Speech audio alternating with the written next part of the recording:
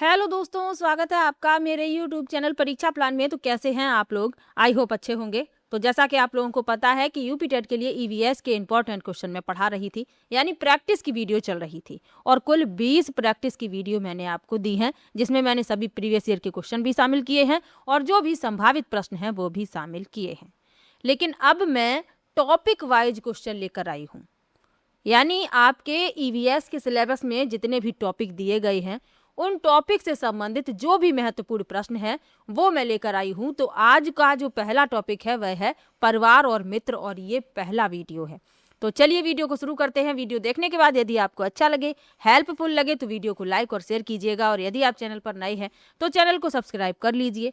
EVS के previous year के question तो मैंने काफ़ी समय पहले ही पढ़ा दिए थे, और टॉपिक वाइज क्वेश्चन करवाना भी जरूरी है, क्योंकि जो भी टॉपिक आपका सिलेबस में दिया गया है उससे जो भी प्रश्न बनने की संभावना है वो सभी प्रश्न मैं आप लोगों के लिए लेकर आऊंगी। बस आप लोगों का सपोर्ट चाहिए। तो चलिए वीडियो को शुरू करते हैं।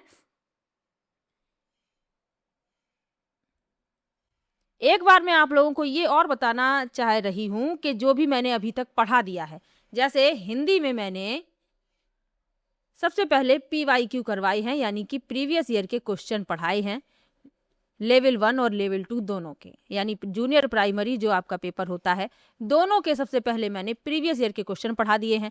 हिंदी कंपलसरी है, प्रथम भाषा के रूप में आपको हिंदी ही करनी है, तो इसके मैंने सबसे पहले प्रीवियस ईयर के क्वेश्चन पढ़ाए।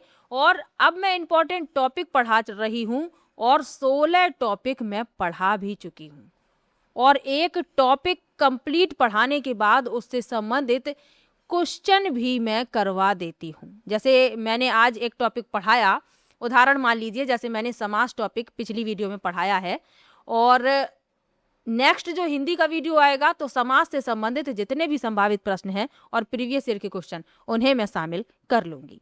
इसके अलावा लेवल 2 के लिए साइंस के प्रीवियस ईयर के क्वेश्चन भी मैं पढ़ा रही हूँ, और कंप्लीट पढ़ा भी दिए हैं। 2022 वाले पेपर से मैंने शुरुआत की थी, 2022 वाले पेपर से शुरुआत की, और 2011 तक जितने भी पेपर हुए हैं सभी के साइंस के क्वेश्चन सॉल्व करवा दिए हैं। मैथमेटिक्स के क्वेश्चन भी मैंने सॉल्व करवाए हैं। तो मैथ के तो अभी सिर्फ जो आपका फर्स्ट पेपर है उसी के सॉल्व करवाए हैं। तो आप लोग ये वीडियो भी देख सकते हैं, क्योंकि मैथ आप लोगों के लिए ज़रूरी है पढ़ना। प्रीवियस ईयर के क्वेश्चन तो सभी विषय के ज़रूरी हैं, आप चाहे कोई भी विषय उठा लीजिए, आपको प्रीवियस ईयर के क्वेश्चन पढ़ने भी हैं। तो आप एक बार मेरे चैनल पर प्लेलिस्ट ज़रूर चेक कीजिएगा। तो प्लेलिस्ट आपको मिल जाएगी, हिंदी की प्लेलिस्ट अलग बनी हुई है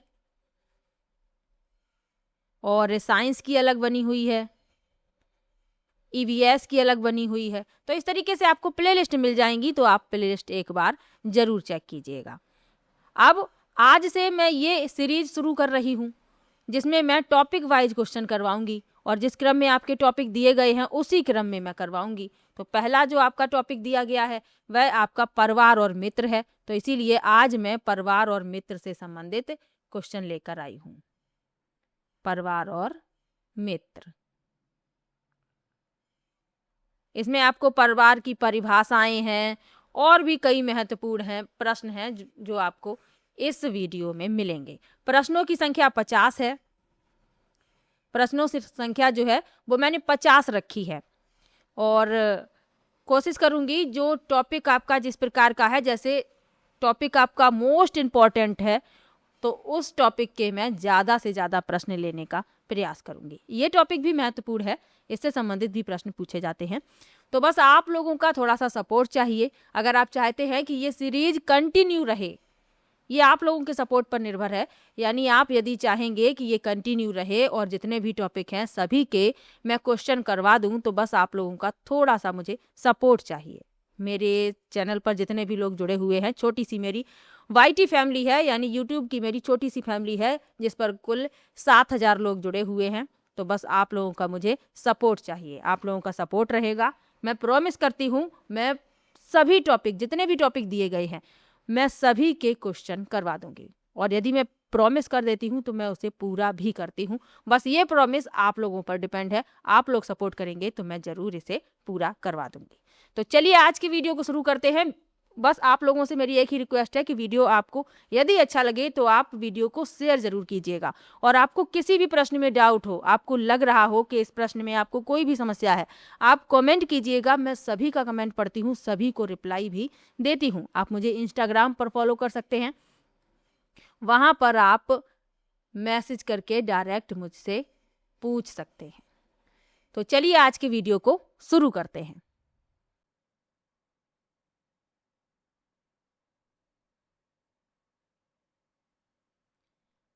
पहला प्रश्न दिया गया है, परिवार के कार्यों का विभाजन आवश्यक और अनावश्यक में किसने किया? पहला है आगबर्न और निमकॉफ, दूसरा है मैकाइवर और पेज, तीसरा है किंगसले डेविस और चौथा है अरस्तु।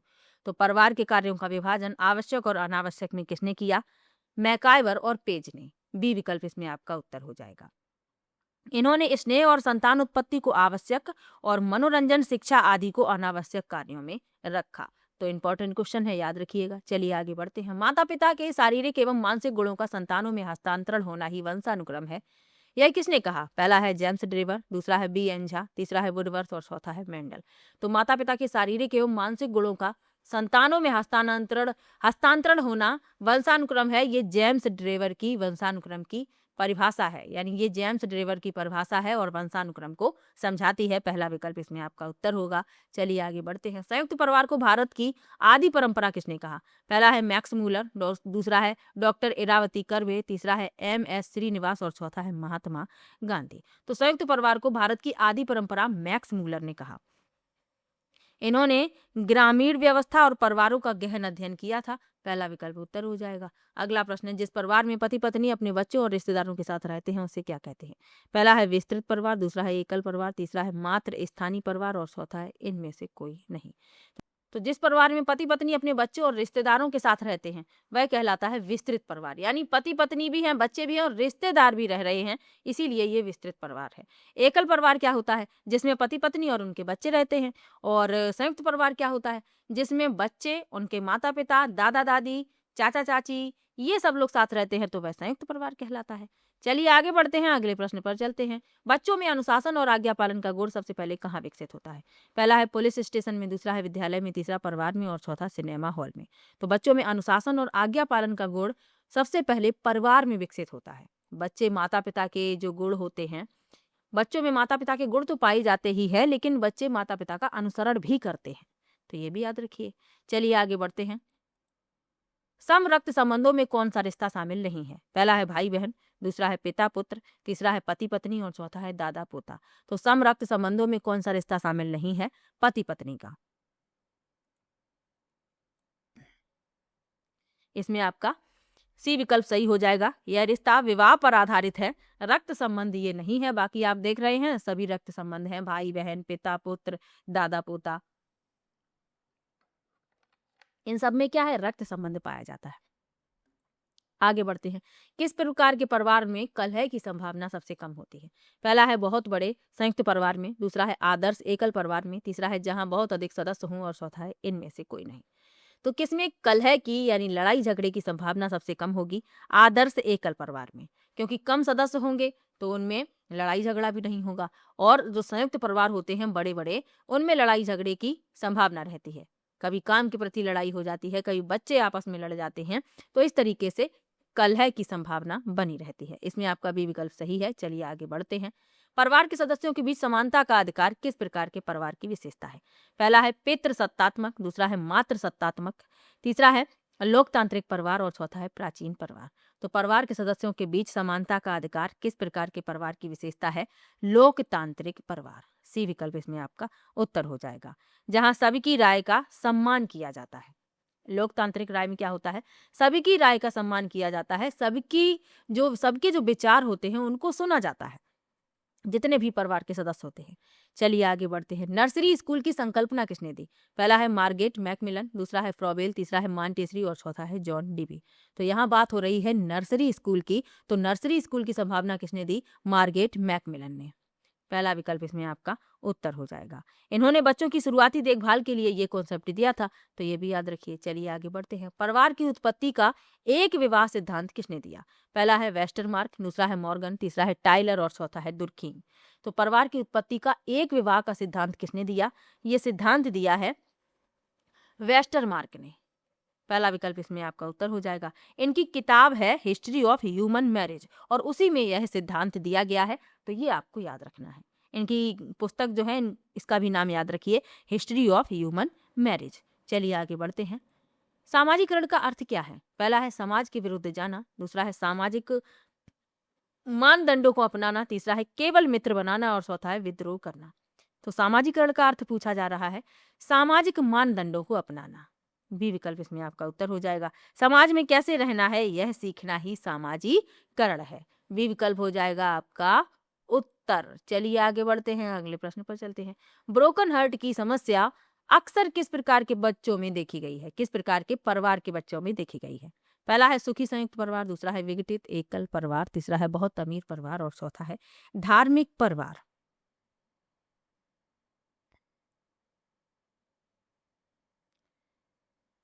तो ब्रोकन हार्ट की समस्या देखी गई है विघटित एकल परिवार के बच्चों में। जो माता पिता होते हैं उनमें लड़ाई झगड़ा होता है और इस लड़ाई झगड़े का असर बच्चों के दिमाग पर पड़ता है। तो इसमें आपका बी विकल्प उत्तर हो जाएगा। ऐसे बच्चे जो होते हैं अपने आप को बहुत अकेला महसूस करते हैं। चलिए आगे बढ़ते हैं। ग्रामीण क्षेत्रों में आज भी संयुक्त परिवार क्यों पाए जाते हैं? पहला है कृषि आधारित अर्थव्यवस्था के कारण, दूसरा है शहरों की कमी के कारण, तीसरा है शिक्षा की कमी के कारण और चौथा है कानून न होने के कारण। तो ग्रामीण क्षेत्रों में आज भी संयुक्त परिवार क्यों पाए जाते हैं? कृषि आधारित अर्थव्यवस्था के कारण। पहला विकल्प इसमें आपका उत्तर हो जाएगा।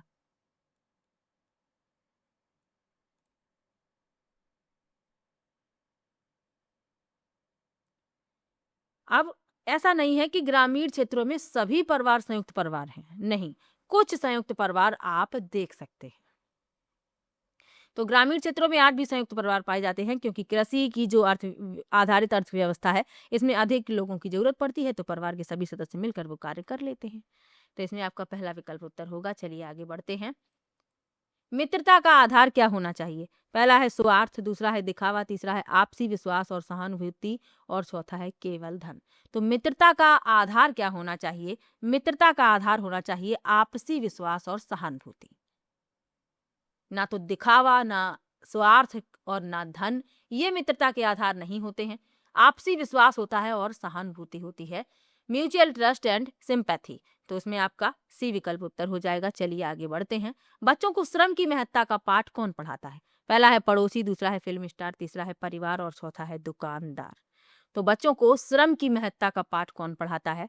बच्चों को श्रम की महत्ता का पाठ पढ़ाता है परिवार। बच्चे जो हैं घर में छोटे छोटे जो काम होते हैं बच्चों से करवाए जाते हैं। कुछ सामान लाने के लिए उनसे कहा जाता है कि चलो इसको उठाकर वहां रख दो, या कुछ और भी, जैसे कि बच्चों का घर के कामों में माता पिता को हाथ बटाते देख बच्चा मेहनत करना सीख जाता है। तो इसमें आपका सी विकल्प सही है। चलिए आगे बढ़ते हैं। संयुक्त परिवार का एक बड़ा दोष क्या है? पहला है बच्चों का संरक्षण, दूसरा है आलस्य की वृद्धि, तीसरा है सामाजिक सुरक्षा और चौथा है मितव्ययिता। तो संयुक्त परिवार का बड़ा दोष क्या है? आलस्य की वृद्धि। कुछ सदस्य जो होते हैं संयुक्त परिवार में कुछ करने का प्रयास नहीं करते, दूसरों पर निर्भर हो जाते हैं। क्योंकि संयुक्त परिवार होता है तो इसमें क्या होता है, कुछ सदस्य ऐसे होंगे दूसरों की कमाई पर निर्भर हो जाते हैं। ये सोचते हैं कि हमें तो कुछ करना ही नहीं पड़ेगा, संयुक्त परिवार है, आराम से खर्चा चल रहा है। तो संयुक्त परिवार का ये एक बड़ा दोष है कि इसमें कुछ लोगों में आलस की वृद्धि हो जाती है, सभी में नहीं, कुछ ऐसे लोग होते हैं। चलिए आगे बढ़ते हैं। परिवार एक पालना है जहां भविष्य के नागरिकों का निर्माण होता है, यह किसका भाव है? पहला है मेजनी, दूसरा है प्लेटो, तीसरा है अरस्तु और चौथा है लॉक। तो परिवार एक पालना है जहां भविष्य के नागरिकों का निर्माण होता है, यह किसका भाव है? यह भाव है मेजनी का। उन्होंने परिवार को नागरिकता की पहली पाठशाला माना है, तो ये भी याद रखिएगा। पहला विकल्प इसमें आपका उत्तर हो जाएगा मेजनी। चलिए आगे बढ़ते हैं। बालक के सामाजिकरण में पड़ोस की क्या भूमिका है? पहला है कोई भूमिका नहीं, दूसरा है द्वितीयक सामाजिकरण केंद्र, तीसरा है केवल झगड़े का केंद्र और चौथा है प्राथमिक स्कूल के समान। तो बालक के सामाजिकरण में पड़ोस यानी जो आसपास का क्षेत्र होता है उसकी भूमिका पूछी गई है। तो द्वितीयक सामाजिकरण का केंद्र, बी विकल्प इसमें आपका उत्तर हो जाएगा। परिवार के बाद जो है पड़ोस ही बच्चे के व्यवहार को प्रभावित करता है। सबसे पहले परिवार और परिवार के बाद फिर पड़ोस। तो द्वितीयक सामाजिकरण का केंद्र। बी विकल्प उत्तर है। चलिए आगे बढ़ते हैं, अगले प्रश्न पर चलते हैं। हिंदू विवाह एक पवित्र संस्कार है, यह किस धर्म का मानना है? पहला है इस्लाम, दूसरा हिंदू धर्म, तीसरा ईसाई धर्म और चौथा सिख धर्म।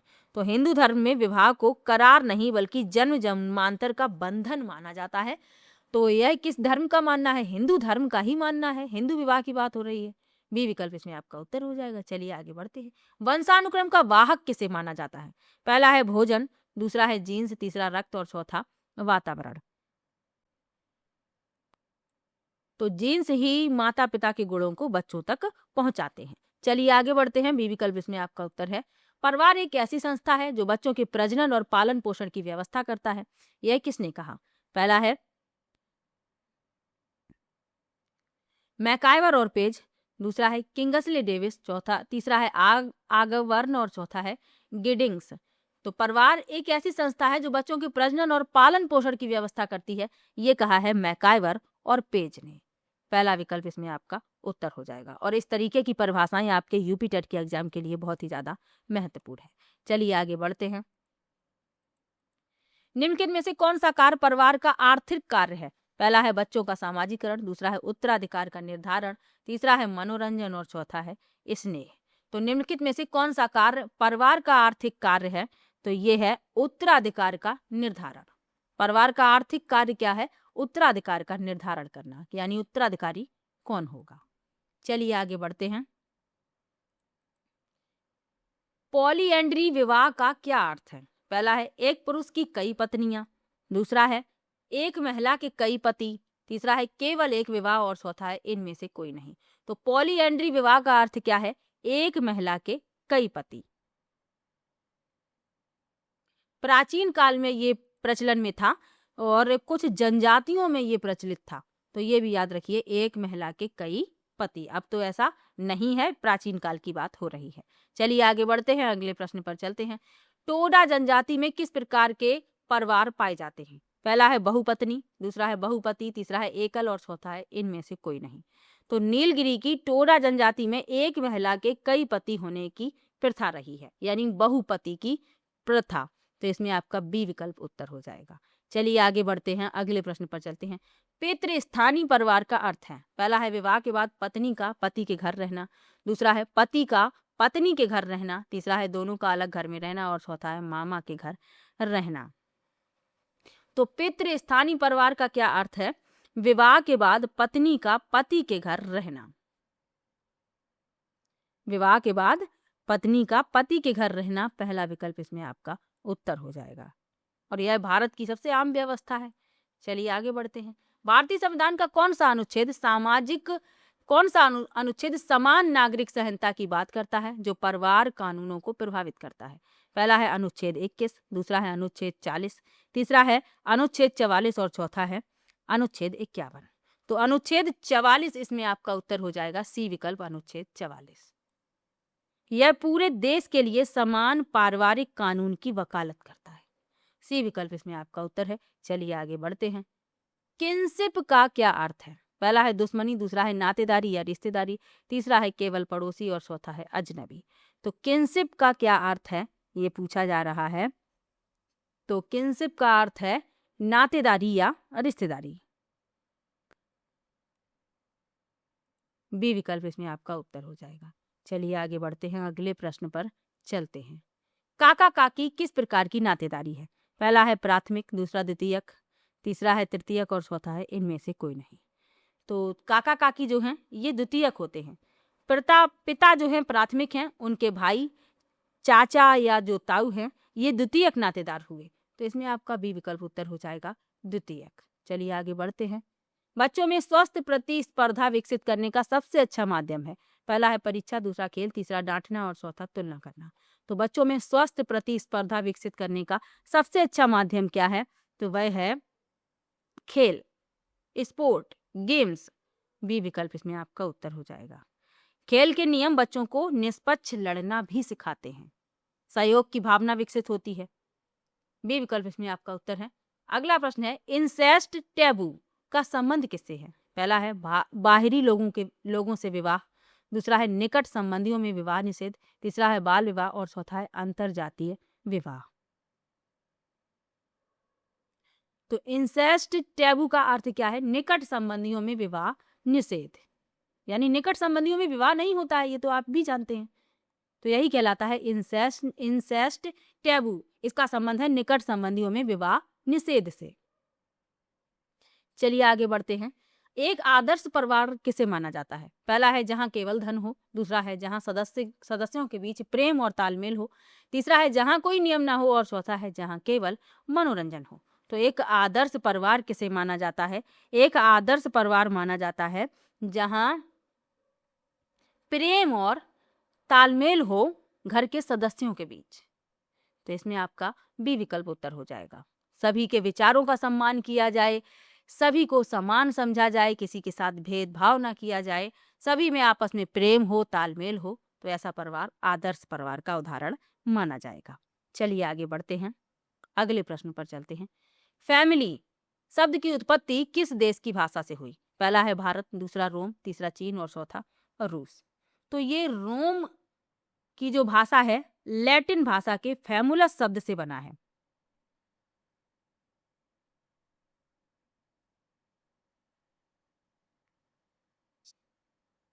तो इसमें आपका जो उत्तर होगा वह आपका बी विकल्प हो जाएगा।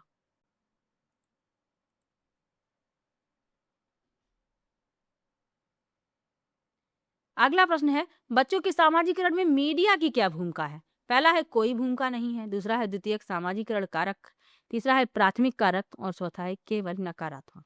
तो बच्चों के सामाजिकरण में मीडिया की क्या भूमिका है? द्वितीयक सामाजिकरण कारक। तो इसमें आपका बी विकल्प उत्तर हो जाएगा। चलिए आगे बढ़ते हैं, अगले प्रश्न पर चलते हैं। बच्चों के सामाजिकरण में मीडिया की क्या भूमिका है? प्रश्न जो है रिपीट हो गया है, माफ कीजिएगा, रिपीट हो गया है, द्वितीयक सामाजिकरण। इसमें आपका उत्तर हो जाएगा। चलिए आगे बढ़ते हैं। संयुक्त परिवार में संपत्ति का बंटवारा ना होने से क्या लाभ है? पहला है गरीबी आती है, दूसरा है आर्थिक मजबूती और एकता बनी रहती है, तीसरा है लड़ाई बढ़ती है और चौथा है इनमें से कोई नहीं। तो संयुक्त परिवार में संपत्ति का बंटवारा होने से लाभ पूछा गया है, तो क्या लाभ होता है? आर्थिक मजबूती और एकता बनी रहती है। बी विकल्प इसमें आपका उत्तर हो जाएगा। जो खेती योग्य भूमि होती है उसके टुकड़े नहीं होते, और जब टुकड़े नहीं होंगे तो उसमें उत्पादन अच्छा होगा। तो बी विकल्प इसमें आपका उत्तर हो जाएगा। चलिए आगे बढ़ते हैं। अभी भी कई ग्रामीण क्षेत्रों में आप देखेंगे संयुक्त परिवार देखने को मिल जाते हैं, जिसमें सभी लोग प्रेम से एक साथ रहते हैं। चलिए आगे बढ़ते हैं। गैंग एज किस अवस्था को कहा जाता है जहां मित्र सबसे महत्वपूर्ण होते हैं? पहला है शैशवावस्था, दूसरा है बाल्यावस्था, तीसरा है किशोरावस्था और चौथा है प्रौढ़ावस्था। तो गैंग एज किस अवस्था को कहा जाता है? बाल्यावस्था को, चाइल्डहुड को। और इसमें सबसे महत्वपूर्ण हो जाते हैं मित्र। जो मित्र होते हैं वो सबसे महत्वपूर्ण होते हैं इस एज में। बी विकल्प इसमें आपका उत्तर होगा। चलिए आगे बढ़ते हैं, अगले प्रश्न पर चलते हैं। बाल विवाह निरोधक अधिनियम को अन्य किस नाम से जाना जाता है? पहला है शारदा कानून, दूसरा है नेहरू कानून, तीसरा है गांधी कानून और चौथा है अंबेडकर कानून। तो बाल विवाह निरोधक अधिनियम को अन्य किस नाम से जाना जाता है? शारदा कानून से। इसे 1929 के प्रस्तावक के नाम पर जाना जाता है, तो ये भी याद रखिए, शारदा कानून। पहला विकल्प इसमें आपका उत्तर हो जाएगा। चलिए आगे बढ़ते हैं। परिवार के सदस्यों का एक स्थान पर साथ रहना क्या दर्शाता है? पहला है व्यवस्था, दूसरा है एकता और जुड़ाव, तीसरा है गरीबी और चौथा है कानून का डर। तो परिवार के सदस्यों का एक साथ रहना क्या दर्शाता है? ये दर्शाता है एकता और जुड़ाव, यूनिटी एंड बॉन्डिंग। तो इसमें आपका बी विकल्प उत्तर हो जाएगा। देखिए कम समय ले रही हूं मैं और प्रश्न भी 50 हैं, और यदि आप इस वीडियो को सपोर्ट करेंगे, यानी इस वीडियो को ज़्यादा से ज़्यादा शेयर करेंगे, लाइक करेंगे, तो जितने भी टॉपिक हैं उनके इसी तरीके से मैं प्रश्न आप लोगों को लाकर दूंगी, यानी इसी तरीके के प्रश्न मैं करा दूंगी, और ये एग्जाम के लिए आप लोगों के लिए महत्वपूर्ण भी रहेगा। अगला प्रश्न है, वंशानुक्रम वातावरण का गुणनफल है, यह किसका कथन है? पहला है वुडवर्थ, दूसरा है स्किनर, तीसरा है थार्नडाइक और चौथा है कोहलर। तो वंशानुक्रम वातावरण का गुणनफल है, ये किसका है? वुडवर्थ का कथन है। पहला विकल्प इसमें आपका उत्तर हो जाएगा, वुडवर्थ। चलिए आगे बढ़ते हैं, अगले प्रश्न पर चलते हैं। मांटेसरी शिक्षा पद्धति में किस पर जोर दिया गया? पहला है किताबी ज्ञान, दूसरा है ज्ञानेंद्रियों के माध्यम से शिक्षा और खेल, तीसरा है दंड और चौथा है केवल लिखना। तो मांटेसरी शिक्षा पद्धति जो है इसमें ज्ञानेंद्रियों के माध्यम से शिक्षा और खेल पर जोर दिया गया। बी विकल्प इसमें आपका उत्तर हो जाएगा, ज्ञानेंद्रियों के माध्यम से शिक्षा और खेल। बच्चों को वस्तुओं को छूकर और खेल खेल में सिखाना। चलिए आगे बढ़ते हैं। संयुक्त परिवार के विघटन का मुख्य कारण क्या है? पहला है अधिक प्यार, दूसरा है औद्योगिकरण और पश्चिमीकरण, तीसरा है खेती का बढ़ना और चौथा है मनोरंजन। तो संयुक्त परिवार के विघटन का मुख्य कारण पूछा गया है, तो इसमें आपका जो उत्तर होगा वह है औद्योगिकरण और पश्चिमीकरण। काम की तलाश में लोगों का शहरों की ओर जाना संयुक्त परिवारों को तोड़ रहा है। अब संयुक्त परिवार में रहेंगे, कहीं नहीं जाएंगे उस परिवार को छोड़कर, तो क्या खाएंगे? इसीलिए लोग काम की तलाश में शहर की ओर चले जाते हैं, तो संयुक्त परिवारों की संख्या इसीलिए कम हुई है। बी विकल्प इसमें आपका उत्तर है। चलिए आगे बढ़ते हैं। बच्चे को दी जाने वाली शिक्षा कहलाती है, परिवार द्वारा बच्चे को दी जाने वाली शिक्षा कहलाती है। पहला है औपचारिक शिक्षा, दूसरा है अनौपचारिक शिक्षा, तीसरा है दूरस्थ शिक्षा और चौथा है व्यावसायिक शिक्षा। तो परिवार द्वारा जो बच्चों को शिक्षा दी जाती है वह अनौपचारिक शिक्षा होती है, इनफॉर्मल एजुकेशन। बी विकल्प इसमें आपका उत्तर हो जाएगा। अब ऐसा तो नहीं है कि परिवार द्वारा जो सिखाया जा रहा है उसका कोई निश्चित सिलेबस है, नहीं। अनौपचारिक शिक्षा होती है, बच्चे कई चीजें सीखते हैं, परिवार से ही सीखते हैं, वो कहीं और नहीं सीख सकते। तो बी विकल्प इसमें आपका उत्तर हो जाएगा। चलिए आगे बढ़ते हैं। अगला प्रश्न है, मित्र शब्द का प्रयोग अक्सर किसके लिए किया जाता है? पहला है जो केवल लाभ पहुंचाए, दूसरा है जो सुख दुख में साथ दे, तीसरा है जो साथ ना दे और चौथा है केवल रिश्तेदार। अगला प्रश्न दिया गया है, मित्र शब्द का प्रयोग अक्सर किसके लिए किया जाता है? पहला है जो केवल लाभ पहुंचाए, दूसरा है जो सुख दुख में साथ दे, तीसरा है जो साथ ना दे और चौथा है केवल रिश्तेदार। तो मित्रता जो है एक बहुत ही अच्छा एहसास मान लीजिए, एक रिश्ता मान लीजिए, क्योंकि इसमें स्वार्थ नहीं होता। इसमें ना कोई जात होती है, ना कोई धर्म होता है। मित्रता जात धर्म देखकर नहीं की जाती। मित्रता तो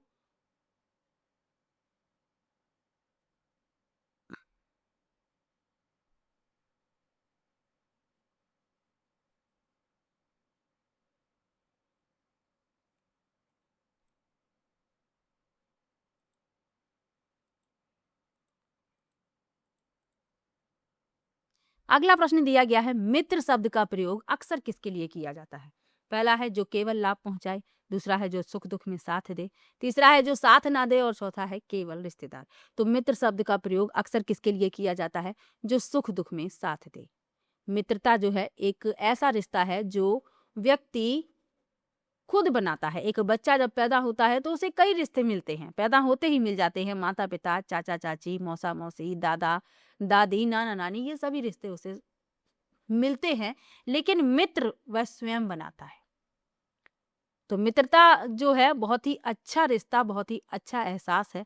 इसमें ना तो जात देखते हैं, ना धर्म देखते हैं। मित्र मित्र होता है और जो सुख दुख में साथ दे बिना स्वार्थ के, वही मित्र होता है। तो इसमें आपका बी विकल्प उत्तर हो जाएगा। चलिए आगे बढ़ते हैं, अगले प्रश्न पर चलते हैं। रक्त संबंधों के अलावा नातेदारी का दूसरा आधार क्या है? पहला है विवाह, दूसरा पैसा, तीसरा शिक्षा और चौथा पड़ोस। तो रक्त संबंधों के अलावा नातेदारी का दूसरा आधार क्या है? तो वह है विवाह। रक्त संबंधों के अलावा नातेदारी का दूसरा आधार क्या है? विवाह है। विवाह से ही रिश्ते बनते हैं। तो इसमें आपका जो उत्तर होगा वह आपका पहला विकल्प हो जाएगा। चलिए आगे बढ़ते हैं। बाल अधिकार के लिए काम करने वाली वैश्विक संस्था कौन सी है? पहला है WHO, दूसरा है यूनिसेफ, तीसरा है WTO और चौथा है यूनेस्को। तो बाल अधिकार के लिए काम करने वाली वैश्विक संस्था कौन सी है? UNICEF, united nation children's fund, इसका फुल फॉर्म में भी याद रखिए। बी विकल्प उत्तर हो जाएगा। चलिए आगे बढ़ते हैं। निम्नलिखित में से कौन सा एक संयुक्त परिवार का गुण नहीं है? पहला है श्रम विभाजन, दूसरा है सामाजिक सुरक्षा, तीसरा है व्यक्तिगत स्वतंत्रता का अभाव और चौथा है बच्चों का उचित पालन पोषण। तो कौन सा संयुक्त परिवार का गुण नहीं है? तो वह है व्यक्तिगत स्वतंत्रता का अभाव।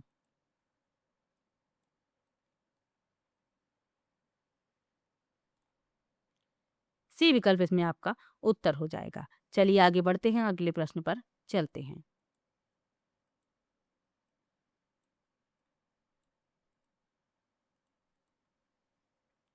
जेनेटिक्स के पिता किसे कहा जाता है?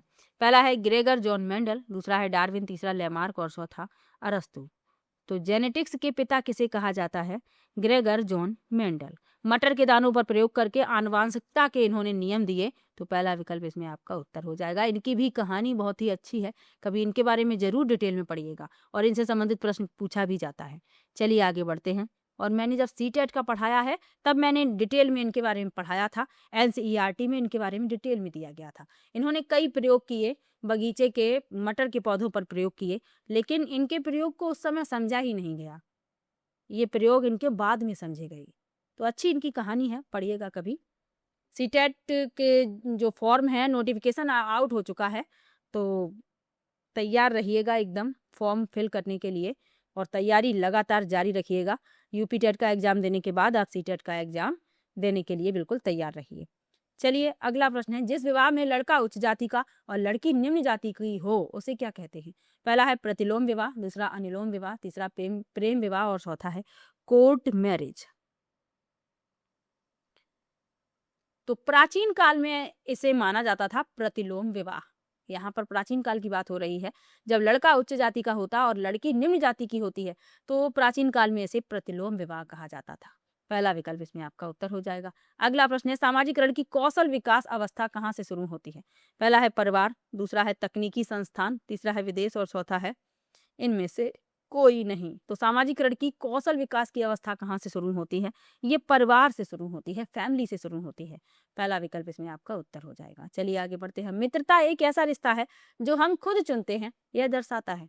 पहला है व्यवस्था, दूसरा है स्वैच्छिकता, तीसरा है कानूनी बाध्यता और चौथा है केवल मनोरंजन। तो मित्रता एक ऐसा रिश्ता है जिसे हम खुद चुनते हैं, ये दर्शाता है स्वैच्छिकता, यानी अपनी स्वेच्छा के अनुसार उसे हम चुनते हैं। बी विकल्प इसमें आपका उत्तर हो जाएगा। चलिए आगे बढ़ते हैं। परिवार कल्याण कार्यक्रम का मुख्य नारा क्या है? पहला है एक ही बच्चा, दूसरा है हम दो हमारे दो, तीसरा है बड़ा परिवार सुखी परिवार और चौथा है कोई बच्चा नहीं। तो परिवार कल्याण कार्यक्रम का मुख्य नारा क्या है? हम दो हमारे दो। बी विकल्प इसमें आपका उत्तर हो जाएगा। तो ये जो क्वेश्चन थे परिवार और मित्र जो आपका टॉपिक दिया गया है उससे संबंधित थे। 50 प्रश्न मैंने लिए हैं। किसी भी प्रश्न में आपको डाउट हो आप कमेंट बॉक्स में जरूर लिखिएगा। वीडियो कैसा लगा ये भी कमेंट में जरूर बताइएगा। प्रीवियस ईयर के सभी क्वेश्चन पढ़ा दिए हैं, उसके बाद 20 प्रैक्टिस की वीडियो भी आई हैं। ईवीएस के प्रैक्टिस की 20 वीडियो आई हैं जिसमें मैंने सभी इंपॉर्टेंट प्रश्न करवा दिए हैं और प्रीवियस ईयर के क्वेश्चन भी शामिल कर लिए हैं। अब मैं टॉपिक वाइज प्रश्न लेकर आई हूँ। यदि आप मेरे चैनल से जुड़े हैं तो ईवीएस में आपका कोई भी प्रश्न गलत नहीं होगा। चलिए मिलते हैं नेक्स्ट वीडियो में। वीडियो कैसा लगा कमेंट बॉक्स में जरूर बताइएगा। वीडियो को लाइक कीजिएगा और चैनल को सब्सक्राइब कर लीजिएगा। मिलते हैं नेक्स्ट वीडियो में, तब तक के लिए बाय बाय।